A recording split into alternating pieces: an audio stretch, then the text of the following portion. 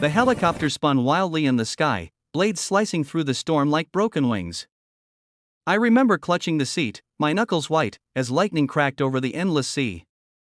We were supposed to be heading back to the mainland after a corporate retreat, a simple 2-hour flight, but fate had other plans.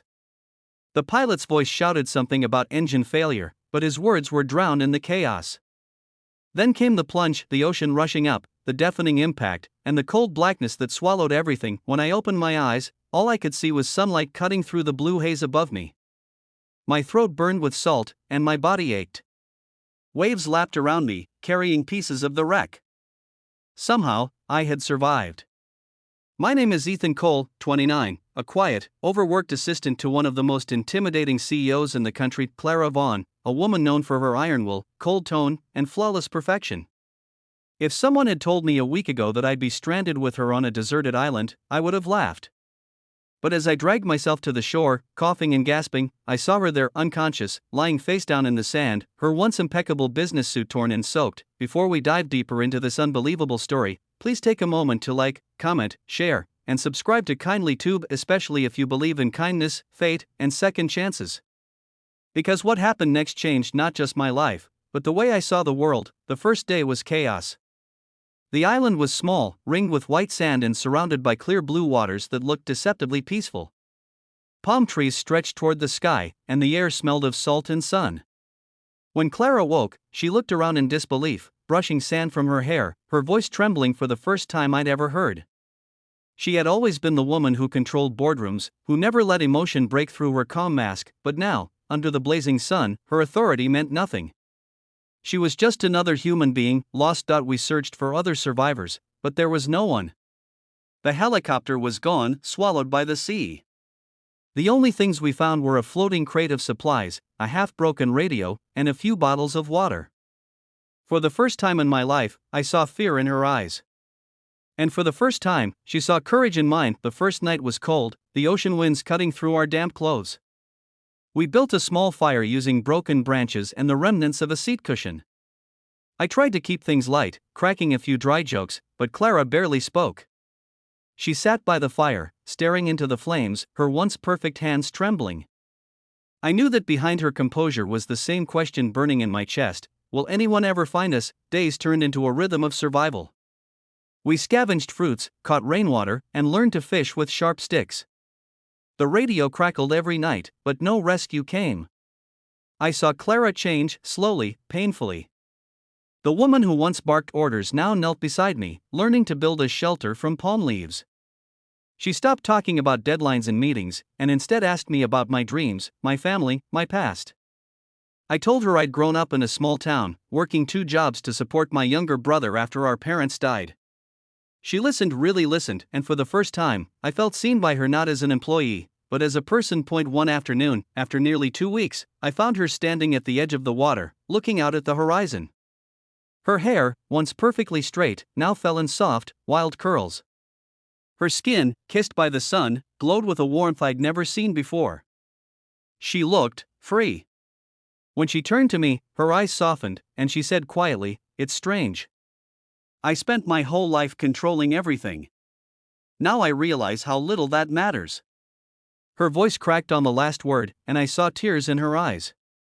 That night, we sat under the stars, our fire burning low. She told me about her childhood, how she had built her empire from nothing, how she'd been betrayed by people she trusted, how she'd learned to hide her heart behind glass walls. I didn't interrupt. I just listened. Somewhere in that silence, something changed between us. It wasn't romance, not yet. It was something deeper. A connection born from shared vulnerability. As days passed, our survival became easier. We grew stronger, more confident.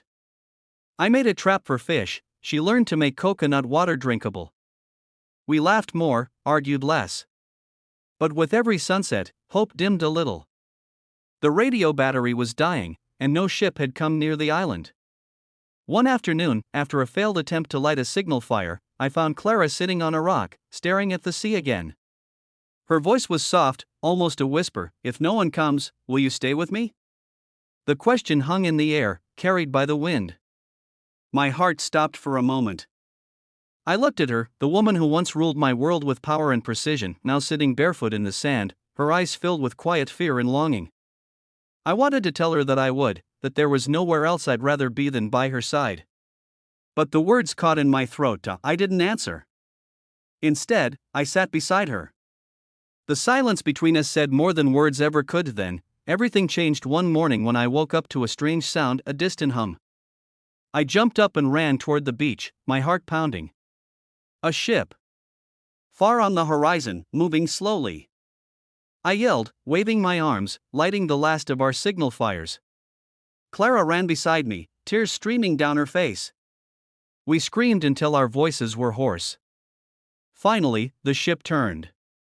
It was coming toward us, the relief was overwhelming. When the rescue crew reached us, I looked at Clara, she was smiling, but her eyes were wet. On the ship back to civilization, she sat quietly beside me, holding my hand. It wasn't a romantic gesture, it was gratitude, connection, something profound. She whispered, "You kept me alive, Ethan. Not just here, but inside." Back in the city, life returned to normal, or at least, it tried to. The skyscrapers, the meetings, the noise, it all felt strange after weeks of silence and stars. Clara went back to being the CEO, polished and perfect. But there was a difference now. Her voice was softer. Her eyes lingered longer when she spoke to people. She started greeting employees by name. As for me, she offered me a promotion, but I turned it down. I didn't want to be her assistant anymore, I wanted to live, really live. I started volunteering at a coastal rescue center, helping others find hope where I once lost mine. Still, we kept in touch.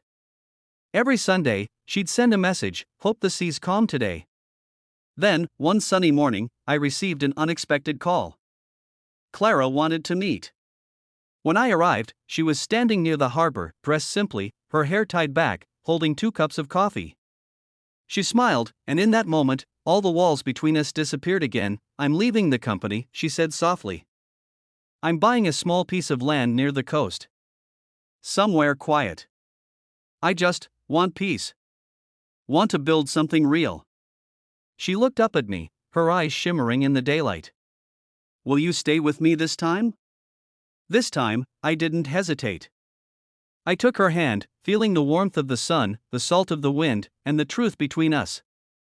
"I never really left," I said. The sea roared behind us, the same sea that had almost taken our lives, and somehow, it had given them back. Sometimes, fate doesn't break us, it strips away everything fake until only truth remains.